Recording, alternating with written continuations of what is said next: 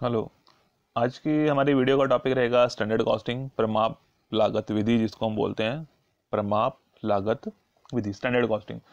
तो बेसिकली क्या है कि हमारे पास अलग अलग मेथड्स हैं कॉस्टिंग के लिए कि किस तरह से कॉस्ट डिटरमिन की जाती है, बट स्टैंडर्ड कॉस्टिंग की अपनी एक इम्पॉर्टेंस है। रीज़न बीइंग कि इससे हमें जो है हम पहले ही जो है वो अपने स्टैंडर्ड्स फिक्स कर लेते हैं और उन स्टैंडर्ड्स को ध्यान में रखते हुए प्रोडक्ट्स को मैन्युफैक्चर किया जाता है, जिससे हम कोशिश कर पाते हैं कि हमें जो है वो उस लिमिट में, उस स्टैंडर्ड तक के अंदर अंदर जो है उसे कम में ही जो है हमने उस प्रोडक्ट को बनाना है। तो उसके बाद क्या है कि उसके अकॉर्डिंगली फिर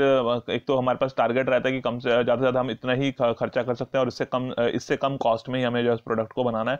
दूसरी बात क्या है कि फिर फाइनली जब हम उस प्रोडक्ट को बना लेते हैं तो फिर अगर उसमें कुछ वेरिएशंस आते हैं तो हम उसको कंपेयर कर सकते हैं कि इसमें कितने वेरिएशंस आए हैं, कि हमारे स्टैंडर्ड्स में और एक्चुअल कॉस्ट में कितना डिफरेंस है, पॉजिटिव है, नेगेटिव है। और उसमें क्या है कि स्टैंडर्ड कॉस्टिंग एक ऐसी टेक्निक है जिससे हम उस वेरिएशन को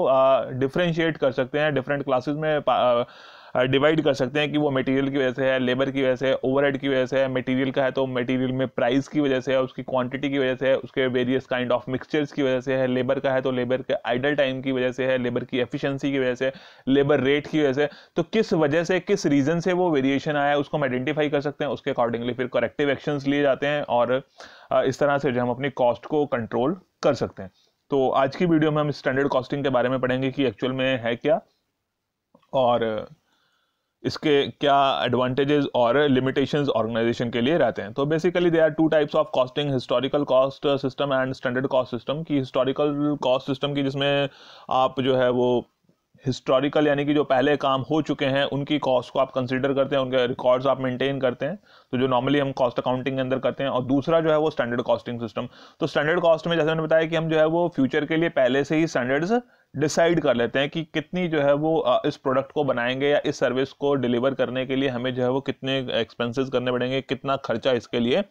आएगा। तो उससे क्या है कि हम कॉस्ट को कंट्रोल कर पाते हैं। तो इसमें स्टैंडर्ड कॉस्टिंग की बेसिकली जरूरत क्यों पड़ती है, क्योंकि जो हिस्टोरिकल कॉस्टिंग जिसको हम नॉर्मली यूज करते हैं उसमें कुछ फॉल्ट्स हैं, डेफिशिएंसीज जिसको हम कह सकते हैं कि उसमें कुछ कमियां हैं, जिसकी वजह से जो है वो स्टैंडर्ड कॉस्टिंग जो है वो उससे एक स्टेप आगे आ जाती है। तो no use for price quotation की जो हिस्टोरिकल कॉस्टिंग है उसको जो है हम प्राइस कोटेशंस वगैरह के लिए इस्तेमाल नहीं कर सकते, क्योंकि उसमें जो रिजल्ट्स हैं वो थोड़ा लेट आते हैं। तो स्टैंडर्ड कॉस्टिंग में पहले से ही हमें पता है कि हमने इस प्रोडक्ट को बनाना है तो इसकी स्टैंडर्ड कॉस्ट इतनी आएगी, तो उसके अकॉर्डिंगली हम जो है वो आसानी से प्राइस कोटेशंस जो है वो सबमिट कर सकते हैं। No reasonable yardstick for comparison, कि अगर हमने कंपैरिजन करना है तो कंपैरिजन के लिए कुछ भी नहीं है। अगर हिस्टोरिकल कॉस्टिंग की बात की जाए तो जो पहले काम हो चुका है उसकी कॉस्ट आपने रिकॉर्ड की, उसको रिकॉर्ड करने के बाद आप किससे कंपेयर करेंगे? कंपेयर करने के लिए कोई टारगेट पहले से होगा, तो वो टारगेट जो है हमें स्टैंडर्ड कॉस्टिंग से तो मिल जाता है, बट हिस्टोरिकल कॉस्टिंग में इस तरह का कोई टारगेट हमें नहीं मिल पाता, तो कंपैरिजन जो है वो नहीं हो पाता। तो उसके लिए कोई भी यार्डस्टिक को कोई ऐसा चीज नहीं है जिससे हम उसको कंपेयर कर सकें। Then expensive and time consuming, ये जो स्टैंडर्ड कॉस्टिंग का मेथड है के कंपैरिजन में अगर हिस्टोरिकल कॉस्ट की बात की जाए तो वो एक्सपेंसिव है, टाइम कंज्यूमिंग है। जस्ट आपने जो एक्सपेंसेस कर लिए उन एक्सपेंसेस को जो है उसमें लिखा जाएगा और उसके बारे में जो है वो वहां पर टाइम और एफर्ट्स जो है वो हमारे लगते हैं, बट उसकी उतनी यूटिलिटी नहीं आ पाती है। Then delay in availability of data, की अगर आपको किसी भी तरह का डाटा चाहिए, कोई डिसीजन आपने लेना है तो उस डिसीजन को लेने के लिए भी इंफॉर्मेशन आपको लेट मिलती है। करेक्टिव एक्शंस अगर आपने कुछ लेने हैं तो उसमें भी जो है वो लेट इंफॉर्मेशन जो है वो आपके पास पहुंच पाती है उसके through. Then it fails to bring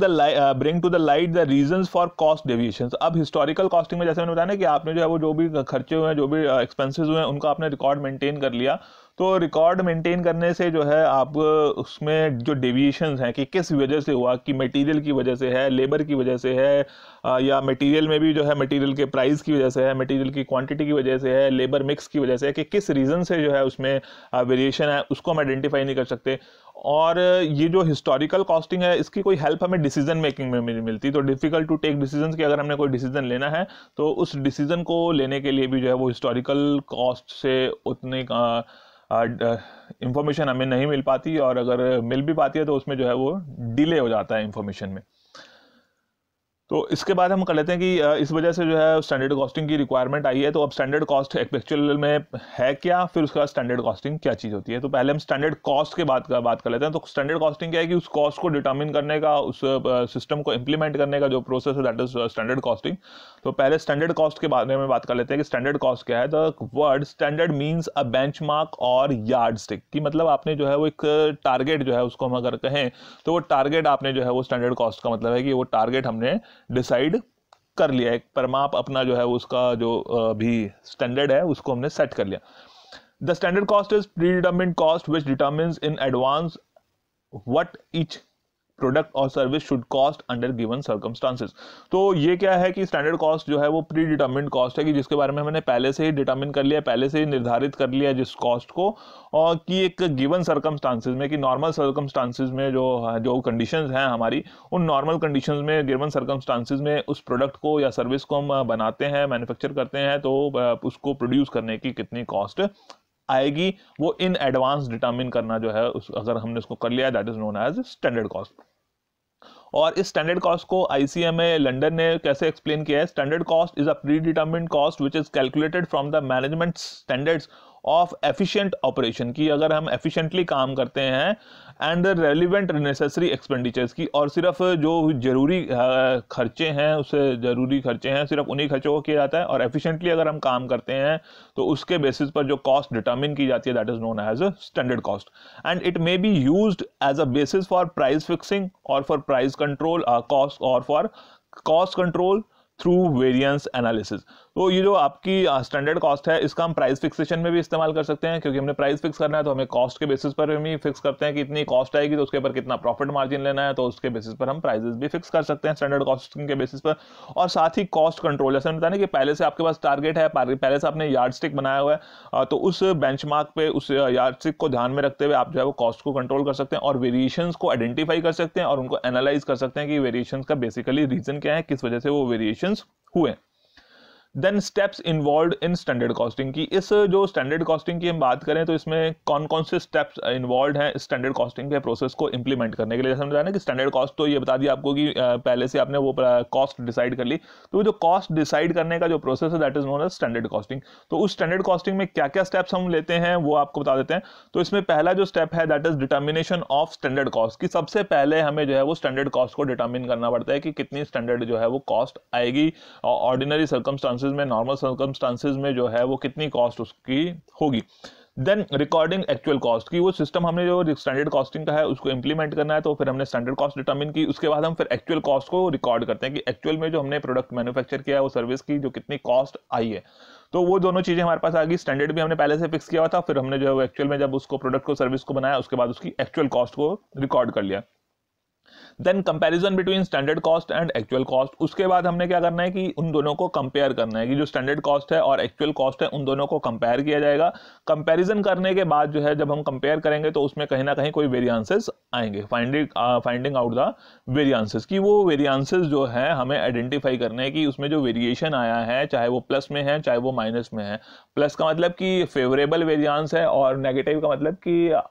adverse variance है, कि अगर हमारी कॉस्ट, अगर हम कहें कि कॉस्ट का हमने वेरिएंस निकाला है, कॉस्ट को देखा है, स्टैंडर्ड कॉस्ट कम है, एक्चुअल कॉस्ट ज्यादा है, तो हम कहेंगे कि वो जो है नेगेटिव है, कि हमने जो टारगेट रखा था उससे ज्यादा खर्चा हो गया, तो हमारी जो है वो एडवर्स वेरिएंस आ गया। अगर हमारी जो है वो स्टैंडर्ड ज्यादा था, एक्चुअल में हमने कम कॉस्ट में उससे बना दिया, तो वो फेवरेबल वेरिएंस है। तो उसको हमने आइडेंटिफाई करना है कि वो वेरिएंस कितना है, फेवरेबल है, एडवर्स है, और फिर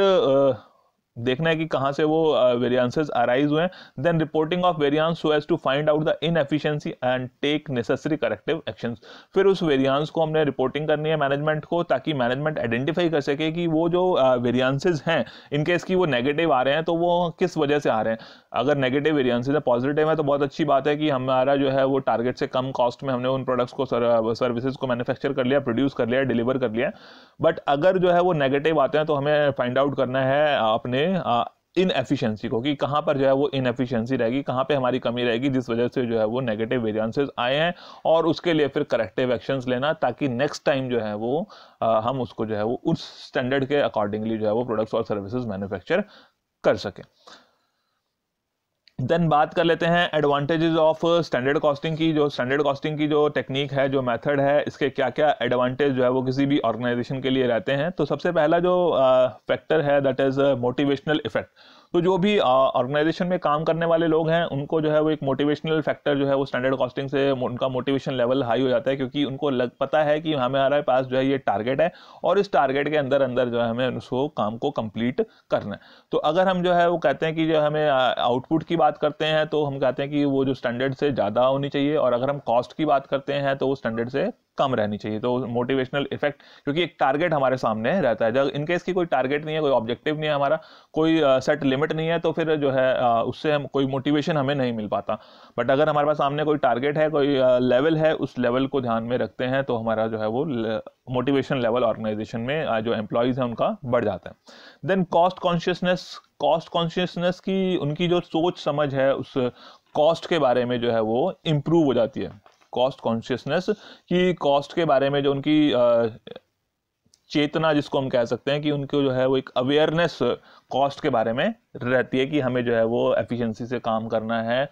जो कि मैनेजमेंट हमसे एक्सपेक्ट कर रही है, और उसके अकॉर्डिंगली हमने जो है वो जो भी टारगेट्स हैं, जो भी स्टैंडर्ड्स हैं, उसके अकॉर्डिंगली हमें काम करना है। क्योंकि उसमें क्या है कि जो इनएफिशिएंसीज हैं उनको आसानी से आइडेंटिफाई कर लिया जाता है, इसलिए फिर जो एम्प्लॉयज़ हैं, वर्कर्स हैं, उनको भी रहता है कि हमने जो है वो एफिशिएंटली काम करना है, कॉस्ट को ध्यान में रखते हुए। कोई भी किसी भी तरीके की वो वेस्टेज नहीं करनी है, ना टाइम की ना रिसोर्सेज की। Then facilitates delegation of authority. Delegation of authority की अपने जो है अपने सबऑर्डिनेट्स को आपने जो है वो पावर्स डेलीगेट कर दी और वो अपने आप जो है उसको काम को कर सकते हैं। तो ये स्टैंडर्ड कॉस्टिंग हमें जो है वो फैसिलिटेट करता है, हेल्प करता है कि हम जो है डेलीगेशन ऑफ अथॉरिटी जो है वो कर सकते हैं। रीजन बीइंग कि हमने जो है कॉस्ट और प्रॉफिट सेंटर्स बनाए हुए हैं। तो हर एक कॉस्ट सेंटर की कॉस्ट के लिए भी टारगेट्स बने हुए हैं, प्रॉफिट सेंटर के लिए भी बने हैं कि इतना प्रॉफिट इसमें से जो है वो आना चाहिए, इतनी आउटपुट इस सेंटर से आनी चाहिए। तो उसके बेसिस पर उनको जो है वो उनकी परफॉर्मेंस को कंपेयर किया जा सकता है, मेजर किया जा सकता है। तो डेलीगेशन ऑफ अथॉरिटी और रिस्पॉन्सिबिलिटी जो है वो बहुत अच्छे से और इफेक्टिव मैनर में जो है वो की जा सकती है। Then formulation of production and price policies, और इसके बेसिस पर जैसे हम बता रहे हैं कि अब स्टैंडर्ड कॉस्ट है तो उसके बेसिस पर आपको होता है कि नॉर्मल कंडीशंस में प्रोडक्ट की इतनी कॉस्ट आएगी, तो उसके बेसिस पर जो है वो आप अपनी प्राइसिंग पॉलिसीज भी डिसाइड कर सकते हैं कि प्राइस जो हमने किस बेसिस पर करना है, कितना प्रॉफिट मार्जिन उसमें ऐड करना है। तो ये चीज़ें जो है वो प्राइस डिटर्मिनेशन के लिए, प्रोडक्शन पॉलिसीज बनाने के लिए कि कितनी यूनिट्स प्रोड्यूस करनी है, कहाँ पे सेल करनी है और किस रेट पे सेल करनी है। तो वो प्राइसिंग एंड प्रोडक्शन जो पॉलिसीज हैं उसको बनाने में भी स्टैंडर्ड कॉस्टिंग हमें हेल्प करती है, क्योंकि एक बेस हमारे पास जो है रहता है उस तरह के डिसीजंस लेने के लिए। Then comparison and analysis of cost की जो है वो हम एक्चुअल कॉस्ट को और स्टैंडर्ड कॉस्ट को कंपेयर कर सकते हैं, डिफरेंस जो है उसके वेरिएशंस हैं उसको एनालाइज कर सकते हैं। और जैसे मैंने बताया था स्टार्टिंग में कि जो वेरिएशंस हैं उसको भी हम जो है वो डीपली एनालाइज कर सकते हैं कि वेरिएशन किस वजह से है। 2-3 मेन रीजंस हैं कि आपका मटेरियल की वजह से हो सकता है, लेबर की वजह से हो सकता है, या फिर ओवरहेड्स में जो है वो कुछ वेरिएशंस हुए हैं। तो मटेरियल में भी फिर उसको जो है वो अलग अलग वेरिएंसेस निकालते हैं कि उसका प्राइस की वजह से है, उसके यूजेस की वजह से है, उसके मटेरियल मिक्स की वजह से है, ऐसी लेबर का आइडल टाइम की वजह से है, लेबर के रेट की वजह से है, लेबर की एफिशिएंसी का है। तो अलग अलग जो है वो वेरिएंसेस निकाले जाते हैं। ओवरहेड में है कि वेरिएबल ओवरहेड्स में है, फिक्स्ड ओवरहेड्स में। तो बहुत डीप एनालिसिस उसका किया जा सकता है और आसान उनका कंपैरिजन और एनालिसिस के बेसिस पर जो है वो करेक्टिव रेमेडियल एक्शंस जो है वो मैनेजमेंट ले सकती है। देन रिड्यूसेस वेस्ट, कि जब आपको पता है कि आपके पास जो है वो इतने टारगेट्स हैं, इस स्टैंडर्ड के अंदर अंदर आपको काम करना है, तो उसकी वजह से जो है वो एक माइंड सेटअप जो है वो हर एक एम्प्लॉय का, वर्कर का बन जाता है, जिससे मटेरियल की वेस्टेज कम हो जाती है, मशीन आवर्स से जो है वो वेस्ट नहीं किए जाते और आइडल टाइम जो है वो बहुत कम हो जाता है। तो जो अननेसेसरी टाइप की जो वेस्टेज होने वाली थी, एक्स्ट्राऑर्डिनरी जो वेस्टेज है, उसको हम जो है वो काफ़ी हद तक जो है वो with the help of standard costing कम कर सकते हैं। Then facilitates implementation of incentive schemes. Incentive का मतलब है कि किसी को जो है वो अपने कुछ फ़ायदा पहुंचाना है, तो फ़ायदा देना है, तो फ़ायदा पहुंचाने के लिए इंसेंटिव देना है उसकी परफॉर्मेंस के बेसिस पर। तो इंसेंटिव देने के लिए क्या है कि आप देखें कि उसने जो है वो कितने एफर्ट्स किए, कितनी एंथुजियाज्म के साथ, कितनी ज़ील के साथ अपने उस काम को पूरा किया है। तो उसके लिए क्या है कि कहीं ना कहीं आपको कंपैरिजन करना पड़ेगा किस चीज़ से, उसके टारगेट से। तो इन केस की वो जो स्टैंडर्ड्स हैं उस टारगेट के बेसिस पर उसने जो है वो परफॉर्मेंस दी है, तो आप उसको जो है वो इंसेंटिव स्कीम्स में इंक्लूड कर सकते हैं, और वो इंसेंटिव स्कीम्स जो हैं वर्कर्स की एफिशिएंसी और प्रोडक्टिविटी जो है वो इम्प्रूव कर देती है। ओवरऑल ऑर्गेनाइजेशन की भी उससे एफिशिएंसी प्रोडक्टिविटी इंप्रूव हो जाती है, क्योंकि वो ऑर्गेनाइजेशन की एफिशिएंसी प्रोडक्टिविटी डिपेंड करती है उनके वर्कर्स के ऊपर, और वर्कर्स की मोटिवेशन डिपेंड करती है उनकी इंसेंटिव्स के ऊपर कि अच्छा परफॉर्म कर रहे हैं तो कितने इंसेंटिव्स मिलेंगे। और वो इंसेंटिव्स देने के लिए अगर आपके पास एक रैशनल मेथड है कि जिससे जो है वो आप बिना किसी बायस के जो परफॉर्मिंग एम्प्लॉयज हैं, वर्कर्स हैं, उनको आप इंसेंटिव्स प्रोवाइड कर रहे हैं, तो उससे जो है ऑटोमेटिकली उनका मोटिवेशन लेवल बढ़ जाता है और परफॉर्मेंस, एफिशिएंसी, प्रोडक्टिविटी इंप्रूव हो जाती है। देन फैसिलिटेट्स इन्वेंट्री वैल्यूएशन, और ये जो है इन्वेंट्री वैल्यूएशन में हेल्प करती है हमें कि जो आपका रॉ मटेरियल है, वर्क इन प्रोग्रेस है, फिनिश गुड्स हैं, तो उनको जो है वो स्टैंडर्ड कॉस्ट के बेसिस पर जो है वो किसी भी टाइम पर जो है हम उनकी वैल्यूएशन कर सकते हैं। Then management by exception, management by exception में क्या होता है कि टारगेट्स आपने फिक्स कर लिए और जो है बाकी लोगों को जो है आपने छूट दे दी होती है कि वो अपने अकॉर्डिंगली काम कर सकते हैं। और मैनेजमेंट बाय एक्सेप्शन बेसिकली क्या है कि जो टॉप मैनेजमेंट है वो अपने एफर्ट्स जो है वो किसी और इम्पॉर्टेंट कामों पर लगा सकती है, और उससे जो है वो जो लोअर लेवल और मिडिल लेवल मैनेजमेंट है वो सब चीज़ों को कंट्रोल कर सकती है। तो management by exception with the help of standard costing जो है वो पॉसिबल हो पाती है। देन प्रॉम्प्ट रिपोर्टिंग, जल्दी से आपके पास जो है वो डाटाज मिल जाते हैं, कम्युनिकेशन आसान हो जाता है, कंपैरिजन आसान हो जाता है, और डिसीजन लेना जो है वो मैनेजमेंट के लिए आसान हो जाता है। साथ ही रेमेडियल एक्शंस, करेक्टिव मेजर्स वो आप जो है वो जल्दी से ले सकते हैं। Then detection and prevention of inefficiency की, इन केस की हम जो है कोई भी हमें पता चलता है कि इनएफिशिएंसी है, तो क्योंकि यहाँ पर क्या है कि हमने डीप एनालिसिस करना है, तो हमें जो है वो इनएफिशिएंसी का पता चल जाता है कि कौन से कॉस्ट सेंटर पे, कौन से प्रॉफिट सेंटर पे जो है वो कहाँ पे जो है वो डेफिशिएंसी है और उसका रीज़न क्या है, और उसको जो है वो कैसे जो है वो इन फ्यूचर कैसे प्रिवेंट करना है, कैसे प्रोटेक्ट करना है, वो जो है स्टैंडर्ड कॉस्टिंग की हेल्प से हम उसको कर पाते हैं। देन इतने एडवांटेजेस होने के बाद आपको पता ही है कि हर एक चीज़ के फ़ायदे के साथ कुछ लिमिटेशंस भी रहते हैं, कुछ ड्रॉबैक्स भी रहते हैं। तो इसमें कुछ लिमिटेशंस हैं इसकी स्टैंडर्ड कॉस्टिंग की। पहला है टाइम कंज्यूमिंग एंड एक्सपेंसिव की। जो छोटी ऑर्गेनाइजेशंस की अगर हम बात करें तो छोटी ऑर्गेनाइजेशंस के लिए एक इस तरह का सेटअप जो है वो उसको बनाना, मेंटेन करना, ऑपरेट करना, ये पूरा सिस्टम जो है वो चलाना छोटी ऑर्गेनाइजेशंस के लिए जो है वो ज़्यादा कॉस्टली और टाइम कंज्यूमिंग हो जाता है। बट अगर हम बड़ी ऑर्गेनाइजेशंस के लिए बात करें तो उनके लिए जो है वो सेटअप इस्टेब्लिश करना जो है वो आसान रहता है और उसके फ़ायदे भी वो उठा पाते हैं। बट अगर छोटी ऑर्गेनाइजेशंस के लिए बात करें तो कंपैरेटिवली उनका टाइम और एक्सपेंसेस बढ़ जाते हैं, जो कि उस स्टैंडर्ड कॉस्टिंग मेथड से उनको बेनिफिट मिलने होते हैं। Suitable for mass production repetitive industries की बेसिकली क्या है कि जो स्टैंडर्ड कॉस्टिंग है, अगर हमारे पास जो है वो अलग अलग तरह के प्रोडक्ट्स हम बना रहे हैं और जो कस्टमर्स के जो ऑर्डर्स हैं उसकी ऑर्डर बेस्ड प्रोसेसिंग अगर हम करते हैं, तो उसमें ये स्टैंडर्ड कॉस्टिंग जो है बहुत ज़्यादा सुटेबल नहीं है, क्योंकि अलग अलग जॉब्स में फिर अलग अलग कॉस्ट आ जाती है। बट अगर जो है वो रिपीटेटिव इंडस्ट्रीज है, मास प्रोडक्शन हो रही है, तो वहाँ पर स्टैंडर्ड कॉस्टिंग इफेक्टिव हो सकती है। बट बाकी दूसरी ऑर्गेनाइजेशंस के लिए अगर हम बात करें तो उनके लिए जो है स्टैंडर्ड कॉस्टिंग उतनी ज़्यादा सुटेबल नहीं है। देन ऑपोजिशन फ्रॉम एम्प्लॉयज़, तो जो कुछ अगर हम कहें कि जो एम्प्लॉयज़ हैं जो कि काम अच्छे से नहीं करना चाहते, तो उन लोगों का जो है वो अपोजिशन उन एम्प्लॉयज़ का उसमें रहता है कि उनका एक लगता है कि जैसे उनके ऊपर कोई प्रेशर डाल दिया गया है, तो वो कोशिश करते हैं कि स्टैंडर्ड्स ना लाए जाएं, क्योंकि अगर स्टैंडर्ड्स लाए जाएंगे तो उनको स्टैंडर्ड्स के अकॉर्डिंगली काम करना पड़ेगा, एफर्ट्स करने पड़ेंगे। तो कई बार है कि एडमिनिस्ट्रेशन को, मैनेजमेंट को, वर्कर्स की तरफ से, एम्प्लॉयज़ की तरफ से जो है वो अपोजिशन फेस करना पड़ता है। वो कोशिश करते हैं कि इस तरह के कोई स्टैंडर्ड्स जो है वहाँ पर ना लाए जाएँ। बट जो एफिशिएंट एम्प्लॉयज़ हैं वो चाहते हैं कि स्टैंडर्ड्स हों और उनकी परफॉर्मेंस, अगर वो अच्छा परफॉर्म करते हैं उसके बेसिस पर उनको रिवॉर्ड्स मिले। Then difficult to determine standard cost, और सबसे मेन जो प्रॉब्लमेटिक चीज़ जिसको हम कह सकते हैं that is determination of standard cost. कि स्टैंडर्ड कॉस्ट को डिटर्मिन करना जो है वो सबसे मुश्किल काम हो जाता है ऑर्गेनाइजेशन के लिए, क्योंकि पास्ट एक्सपीरियंसेस के बेसिस पर वो डिटर्मिन की जाती है और फ्यूचर के लिए हमें जो है वो स्टैंडर्ड कॉस्ट डिटर्मिन करनी होती है, फ्यूचर प्रोजेक्शंस हमें करनी होती है। एंड यू नो कि जो फ्यूचर है दैट इज़ ऑलवेज अनसर्टेन, और उसमें बहुत सारी अनसर्टेनिटीज़ रहती हैं, जिसकी वजह से जो है वो एक एग्जैक्ट जो है स्टैंडर्ड कॉस्ट को डिटर्मिन करना मुश्किल हो जाता है। तो स्टैंडर्ड कॉस्ट में क्या है कि फिर आपको देखना पड़ता है कि किन कंडीशंस में जो है वो किस बेसिस पर प्राइस जो है उसका मटेरियल का क्वांटिटी, प्राइस, स्टोरेज, हमारी ऑर्गेनाइजेशन की कैपेसिटी, एक्सटर्नल एनवायरनमेंट, बहुत सारी फोर्सेज हैं जो हमारे प्रोडक्ट्स की कॉस्ट को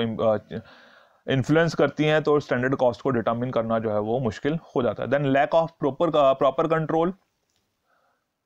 ऑर्गेनाइजेशन के लिए जो है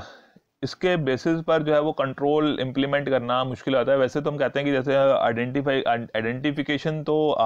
हो जाती है कि किस बेसिस पर हुआ है, बट उसमें भी फिर किसकी रिस्पॉन्सिबिलिटी है अल्टीमेटली वो आइडेंटिफाई करना जो है वो मुश्किल होता है, क्योंकि जब तक अल्टीमेटली आप रिस्पॉन्सिबिलिटी नहीं फाइंड आउट कर सकते तो कंट्रोल प्रॉपर इम्प्लीमेंट नहीं हो पाता है। देन एडवर्स साइकोलॉजिकल इफेक्ट, कई बार क्या है कि ये जो स्टैंडर्ड्स हैं वो एक एडवर्स इफेक्ट जो है वो एम्प्लॉयज़ के ऊपर डाल देते हैं कि स्ट्रेस लेवल उनका बढ़ जाता है कि हमें जो है वो इस लेवल तक ही काम करना है, मतलब इस लेवल के अंदर अंदर काम करना है, इन टारगेट्स को ध्यान में रखना है। तो वो साइकोलॉजी जो है उनमें कई बार वो फ्रस्ट्रेशन को बढ़ा देती है और जिसकी वजह से उनकी परफॉर्मेंस कम हो जाते हैं। अदरवाइज तो क्या है कि एक स्टैंडर्ड टारगेट हमारे पास रहता है, तो उस स्टैंडर्ड और टारगेट को ध्यान में रखते हुए अपने काम को करते हैं, परफॉर्मेंस को देते हैं, तो हमारी परफॉर्मेंस इंप्रूव होती है, एक मोटिवेशनल लेवल हमारा बना रहता है। बट कई बार क्या है कि अगर वो स्टैंडर्ड्स जो है वो एक लिमिट से भी ऊपर चले जाते हैं, ज़्यादा रख दिए जाते हैं, जिनको नॉर्मल कंडीशंस में पूरा करना मुश्किल हो जाता है या बहुत ही ज़्यादा एफर्ट्स की ज़रूरत पड़ती है, तो वो एक स्ट्रेस लेवल जो है वो एम्प्लॉयज़ के बीच में बढ़ जाता है। तो क्या है कि स्टैंडर्ड्स अगर सही फिक्स नहीं किए जाते हैं नॉर्मल सिचुएशंस को ध्यान में रखते हुए, तो फिर एम्प्लॉयज़ का, वर्कर्स का जो है वो स्ट्रेस लेवल जो है वो फ्रस्ट्रेशन लेवल बढ़ जाता है। तो कोशिश होनी चाहिए कि जो हमारे स्टैंडर्ड्स हैं उसको हम एक नॉर्मल कंडीशंस को ध्यान में रखते हुए अपनी ऑर्गेनाइजेशन के वर्किंग एनवायरनमेंट को, कुछ एक्सटर्नल फैक्टर्स को भी साथ में कंसिडर करते हुए उस हिसाब से स्टैंडर्ड्स डिसाइड किए जाएं कि जिनको जो है वो अचीवेबल हम कह सकें, कि जिनको अचीव किया जा सकता है विद सम एफर्ट्स, कि ऐसा ना लगे कि अगर स्टैंडर्ड्स हमने ऐसे फिक्स कर दिए कि जिसके बारे में एम्प्लॉय की सोचा कि मैं कुछ भी कर लूँ बट ये स्टैंडर्ड्स तो अचीव नहीं हो सकते, तो फिर जो है उन स्टैंडर्ड्स का कोई फ़ायदा नहीं है, क्योंकि उसके लिए जो है उनके एफर्ट्स नहीं रहेंगे, क्योंकि उनको पता है कि इनको अचीव हम नहीं कर सकते। तो विद सम एफर्ट्स, कि उनको ऐसा लगना चाहिए कि अगर हम कुछ एफर्ट करते हैं तो हम इनको अचीव कर सकते हैं। तो उन सब फैक्टर्स को ध्यान में रखते हुए स्टैंडर्ड्स और स्टैंडर्ड कॉस्ट जो है वो डिटरमिन की जानी चाहिए, ताकि हम स्टैंडर्ड कॉस्टिंग के मेथड का पूरा फ़ायदा उठा सकें। तो आज की वीडियो में इतना ही है। Okay, thank you.